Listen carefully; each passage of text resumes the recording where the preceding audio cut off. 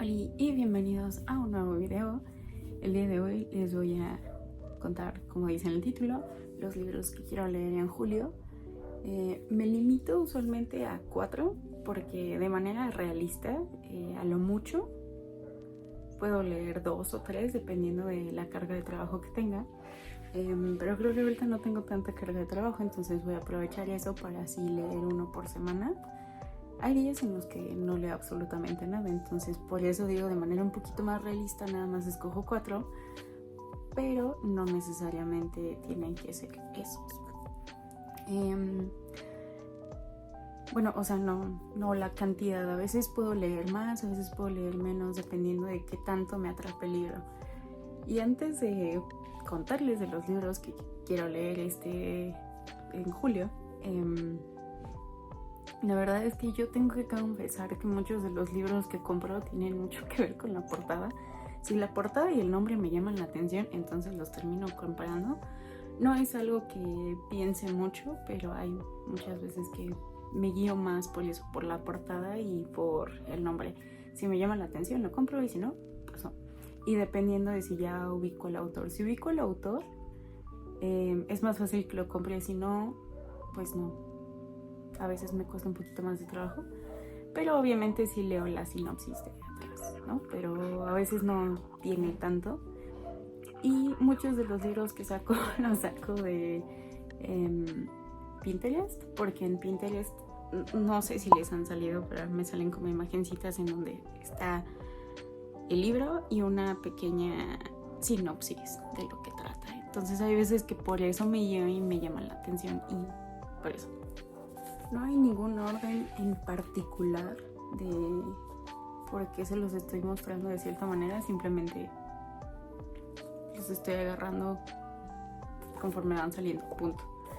Pero el primero es Nunca nada termina, pero hay que decir adiós, de Alberto Villarreal. Alberto Villarreal, me gustan mucho sus libros. Ya tiene rato que no leo nada de él porque no recuerdo cuál libro fue, pero fue el anterior que sacó a este. Me aburrió bastante, y lo cual fue trágico porque no me atrapó para nada.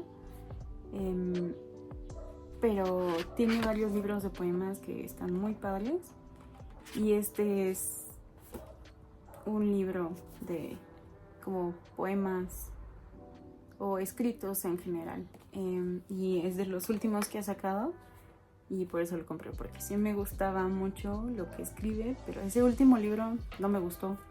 Los demás sí me han gustado, pero sí, el último no fue para mí. Pero pues vamos a ver qué tal está. El siguiente es Dead Relatives, de Lucy McKnight Hardy. Este es el que les digo que saqué de Pinterest. Me llamó la atención porque son relatos de maternidad y de otras cosas. Son, por lo que entiendo, son como varios cuentitos o varias historias. Pero sí, no sé por qué últimamente leo muchas cosas que tienen que ver con maternidad, y por eso me refiero a, por ejemplo, estoy leyendo Night Beach. Acabo de ver la película ayer en la noche, y este libro es sobre maternidad. La película me gustó mucho, la verdad terminé llorando.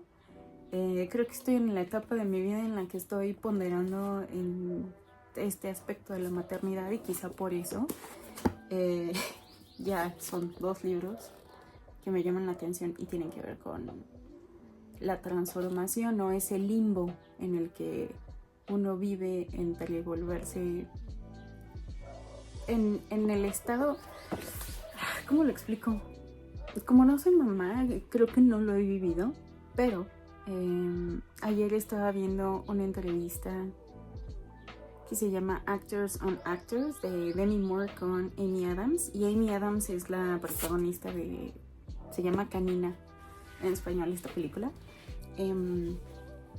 Y la verdad es que lo que platican es algo muy interesante, y de alguna manera me pude sentir identificada con algunas cosas que ellas hablaron, aunque no, en mi situación no tiene nada que ver con maternidad o algo así, pero estoy en un periodo, al menos eso creo, estoy en un periodo transicional. Y ella menciona, bueno, Amy Adams habla de cómo es, en su aspecto ella lo está hablando desde la maternidad, pero yo lo estoy viendo desde mi propia perspectiva, mi proceso de duelo y todo el periodo transicional en el que estoy viviendo en este momento, en el que no eres la persona que eras anteriormente, pero todavía no llegas a ser la persona que serás.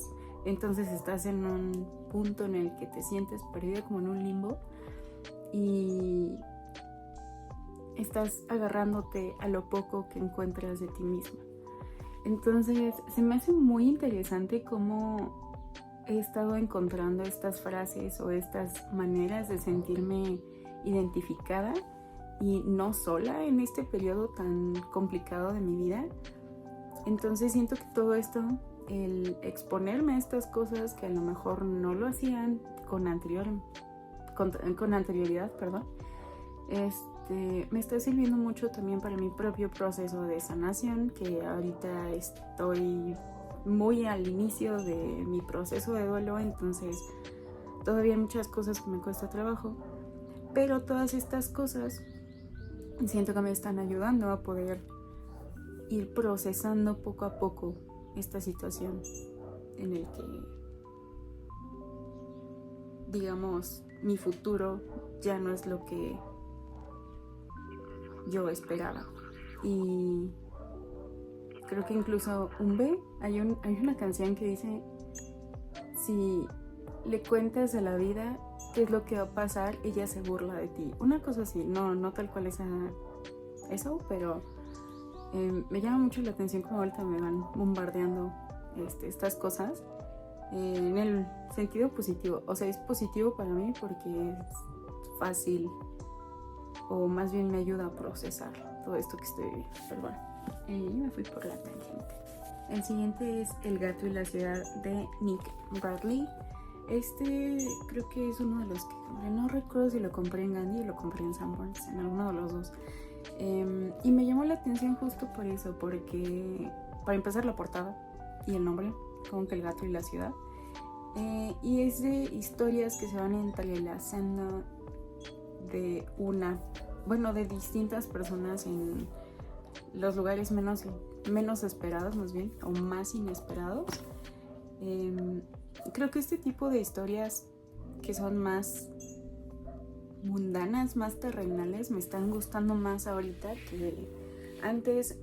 Antes me gustaba más la fantasía, pero ahorita me gusta más el realismo mágico, y de hecho ya tiene muchos años que me gusta más el realismo mágico, pero me doy cuenta de eso. Mientras más realismo mágico tenga una obra, es más fácil que me guste a mí. No me cierro a otros géneros, pero sí es más fácil sentirme atrapada por el realismo mágico. Y el último, pero no menos importante, es La creación de la experiencia, de Jacobo Grinberg Silverbaum. Yo creo que Jacobo Grinberg es de las personas más enigmáticas para mí y que más me llama la atención su trabajo, simplemente por la naturaleza de su pensamiento, la naturaleza de su trabajo, desde dónde se origina. Ahorita tengo un conocimiento muy superficial de los libros que escribió, pues me llama mucho la atención el cómo fue él estructurando su pensamiento, el cómo le construyó su pensamiento al trabajar con Pachita. Y no es tanto desde un pensamiento mágico, vaya, sino desde un pensamiento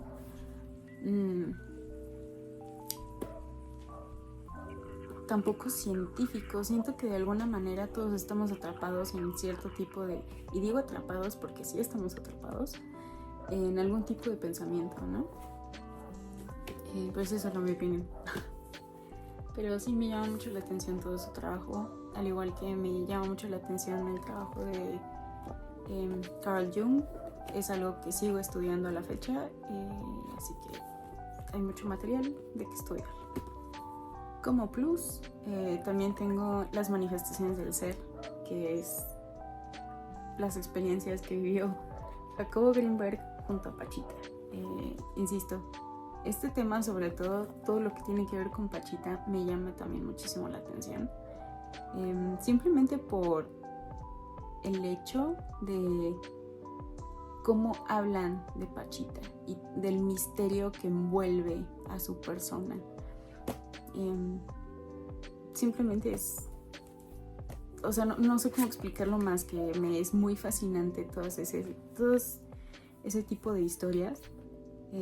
Quizá porque yo nunca he vivido alrededor de esas historias y por eso me fascina, porque es cierto tipo de otredad que es distinta a la otredad que yo he manejado toda mi vida desde mi propia perspectiva, ¿no? Entonces siento que por eso me llama mucho la atención. Pero cavilaciones. Por el momento eso es todo. Esos son los libros que quiero leer. Vemos qué tal me va. Y luego les voy contando los libros que ya he leído. Aunque no sé cómo abordarlos porque no les quiero contar mucho de qué tratan, para que si alguno les llama la atención ustedes se animen a leerlo. Pero pues sí, nos vemos en el siguiente video. Espero les haya gustado. Y sí, nos vemos. Bye.